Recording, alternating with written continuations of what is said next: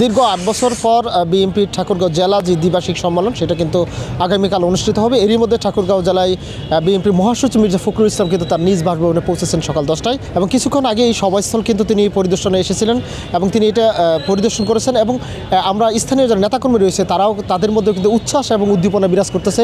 ইতিমধ্যে আমরা দেখেছি যে ঠাকুরগাঁও জেলা যে শহর রয়েছে সেই শহর কিন্তু সাজসজ্জায় আলোকিত করা হয়েছে। একইভাবে নির্বাচনকে কেন্দ্র করে কিন্তু তাদের মধ্যে এক ধরনের উচ্ছ্বাস বা আনন্দ বিরাজ করতেছে। এই বিষয়ে আমরা কয়েকজন নেতাকর্মীর সাথে সরাসরি কথা আমাদের প্রায় প্রস্তুতি সম্পন্নের পথে একদম শেষ মুহূর্তের ঘোষণা চলছে। ইনশাআল্লাহ আজকের মধ্যে আমাদের সম্মেলনের যাবতীয় প্রস্তুতি সম্পন্ন হয়ে যাবে এবং ঠাকুরগাঁওবাসী ঠাকুরগাঁও জেলার ইতিহাসে এই ধরনের একটা সুন্দর সফল এবং অত্যন্ত সুন্দর ব্যবস্থাপনার মাধ্যমে একটা সম্মেলন দেখতে পাবে আশা করছি।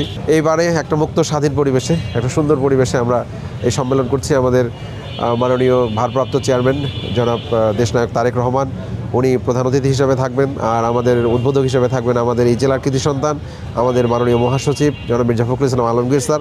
এছাড়াও আমাদের কেন্দ্রীয় নেতৃবৃন্দ উপস্থিত থাকবেন। বসুন্ধরা টিস্যু, অশুদ্ধতার বিরুদ্ধে এক বিন্দুও ছাড় নয়।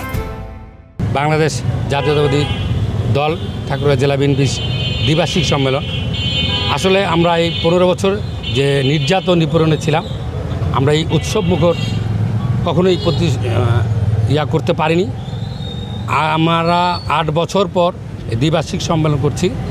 এইখানটায় গোটা জেলা এবং এই জেলার যেহেতু আমাদের নেতা বিএনপির মহাসচিব মির্জা ফখরুল ইসলাম স্যারের নেতৃত্বে আছে এবং এই কারণেই এই জেলায় সর্বোচ্চ জায়গা হচ্ছে আমাদের মহাসচিব।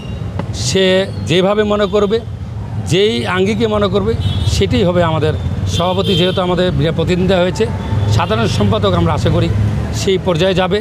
আলমগীর স্যার যা বলবে সেইভাবেই যাবে। 8 বছর পর আমাদের সম্মেলন হতে যাচ্ছে একটা উৎসব মুখর পরিবেশে। আমরা এমন একটি নেতৃত্ব চাচ্ছি যে নেতৃত্ব আগামীতে যে জাতীয় নির্বাচন আসবে সেই নির্বাচনে যেন মির্জা আলমগীর স্যারের ভোটকে শক্তিশালী করে, এই আশা ব্যক্ত করতেছি। আর সেই সাথে ঠাকুরগাঁও জেলার 3টি আসনেই যেন তারেক রহমান আমাদের একটি চেয়ারম্যান তাকে উপহার দিতে পারে। বিএনপি নেতাকর্মীরা যেমনটা বলছিলেন যে নতুন যে নেতৃত্ব আসবে সেই নেতৃত্ব যেন ঠাকুরগাঁও জেলাকে একইভাবে উজ্জীবিত করে এবং ঠাকুরগাঁও জেলা উন্নয়নের যেন তারা বিশেষভাবে অবদান রাখতে পারে সেই প্রত্যাশাই করতেছে স্থানীয় নেতা এবং কর্মীরা। আরিফ হাসান, কালের কণ্ঠ, ঠাকুরগাঁও।